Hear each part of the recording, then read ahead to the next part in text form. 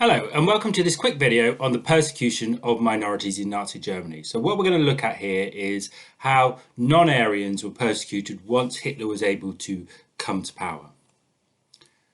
So this is all part of the key topic 4, which is life in Nazi Germany between 1933 and 1939. And we're particularly looking at how minorities are going to be persecuted.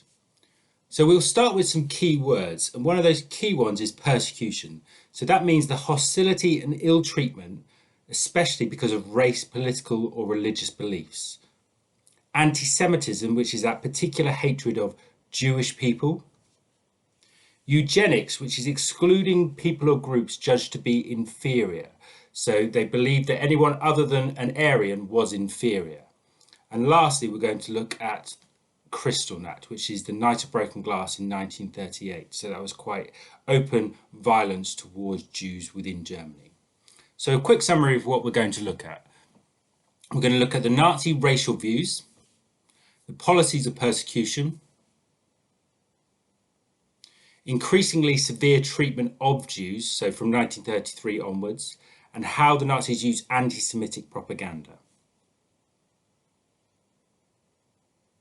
So we'll start off with the persecution of these minorities. So they believed obviously in this Aryan race, that the purity of the Aryan race, and that anyone who wasn't part of that Aryan race was inferior. So Eastern Europeans were inferior. They also believed that gypsies were inferior, homosexuals were inferior, disabled people were inferior, and lastly obviously Jews were inferior. So that was their beliefs. So they believed in the master race, this blonde hair, blue-eyed kind of stereotype.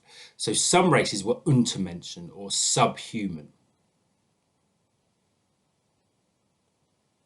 They believed in eugenics, which was basically you shouldn't be having children outside of that Aryan race, and they wanted to eliminate anyone that wasn't part of the Aryan race. So their policy of persecution included sterilization. So mentally and physically disabled people weren't able to have children, so they were sterilized. They also believed in the idea of eugenics and euthanasia. So between 1939 and 41, 100,000 physically and mentally disabled Germans were killed in secret. And they also started placing people in concentration camps. For example, gypsies, 85% of Germany's gypsies died in concentration camps during the Second World War. In terms of the persecution of Jews, from 1933 there was boycotts of shops. So that was the start. Jewish books were burnt. So any author, Jewish author, their books were burnt because they wanted to eradicate their ideas. Jewish teachers and lawyers are sacked because they don't want teachers teaching their children. And schools were taught that Jews were subhuman. So there was this form of indoctrination going on in schools.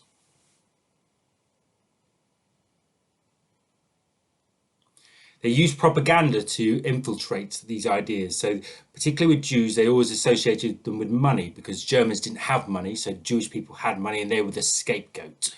They also depicted them always as overweight. So they wanted to say, well, these Jews are greedy. Look, they're fat. When actually the average German doesn't have enough food at the moment. They wanted to reinforce this idea that Jews were linked to communism because they hated communism. So here you can see in this propaganda poster the hammer and sickle. And they also exaggerated their facial features to make them look more demonic. So you can see here this kind of large nose stereotype, this kind of evil, sinister look of the Jew. And these ideas were constantly reiterated. So by 1935, the persecution gets more increasingly severe. So we get the Nuremberg laws, and these are quite important for Jewish people because what they do is they strip them of their citizenship. Outlawed marriage between Germans and Jews. Remember, they believed in eugenics, didn't want them crossbreeding, and they also lost all their political rights. So they lost their political rights, so they were no longer looked after by the state. So their civil rights are gone, their political rights are gone. By 1938, things start to become openly hostile. So there is a ban of Jewish doctors. They add the names Israel to men and Sarah to girls because they want to segregate them to make them stand out. Jewish children are banned from schools. And lastly, we get Kristallnacht, which is the Night of Broken Glass, where Jewish synagogues were destroyed, where Jewish people were killed, and this is now openly violent towards Jewish people.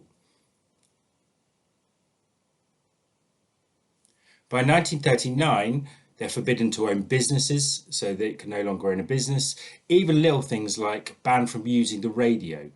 So by 1939, Jews were stateless, and there was this fear for their safety. And actually, during the Second World War, we know that things got increasingly worse. So we can see there that there was this kind of increasingly severe treatment of Jews. So our key ideas here that they wanted to indoctrinate the public with anti-Semitic beliefs, and the treatment of Jews became increasingly severe throughout the 1930s. So how we might actually apply this knowledge. So here's a how useful question. So how useful are sources B and C for an inquiry into the attitudes of Nazis towards Jews? So we know in this question we're going to get two sources, and we've got to look at how useful it is. So we'll get source B here. So we've got this Nazi propaganda poster, this eternal Jew with lots of the stereotypes. And here we've got a memoir. So one day my daughter came home, humiliated. It was not so nice today. What happened, I asked. The teacher has sent the Aryan children to one side of the classroom and the non-Aryans to the other. Then the teacher told the Aryans to study the appearance of the others and to point out the marks of their Jewish race. They stood separated as if by a gulf, children who had played together as friends the day before. So you can see how even in classrooms that kind of anti-Semitism is becoming increasingly more severe. So what we do with the how useful question, so if you remember, what we use is our acronym NACHO. So we look at the nature of it. What is it? So here it's a poster. Author, who's actually published it. The content, what's in it, because that's really important. What's happening at the time, so you've got to show off your historical knowledge. What's been omitted, so is there anything deliberately taken out? And then the special reason, is there a motive for it? And finally, we obviously need to say why that source is useful. So I'm going to give an example of just this one.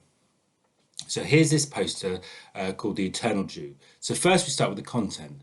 This is a propaganda poster showing a stereotypical Jew. The Eternal Jew has many of the features of the Nazis, used constantly to create negative associations with Jews. For example, the Jewish man has money, looks dirty and devious, and is carrying a hammer and sickle, the sign of a communist government. Then we look at what's happening. So during the time of the persecution of Jews were becoming increasingly severe, from 1935 the Nuremberg laws had stripped the Jews of their political rights. Propaganda also played a large part in reinforcing negative racial stereotypes. The Nazis used posters, films and newspapers. So we then look at the nature of it and the author. So this is a poster, and this is useful because it shows how the Nazis used propaganda to try and indoctrinate the German public into anti-Semitic beliefs. This would have been produced by Goebbels and his propaganda teams. What's been omitted, so the poster doesn't show us where it has been used by the Nazis or how the German public reacted actually to this blatant form of propaganda. And then lastly, that special reason. So the source is used because it shows how the Nazis, in addition to their increasingly severe treatment of Jews, used propaganda to try and justify their horrific actions.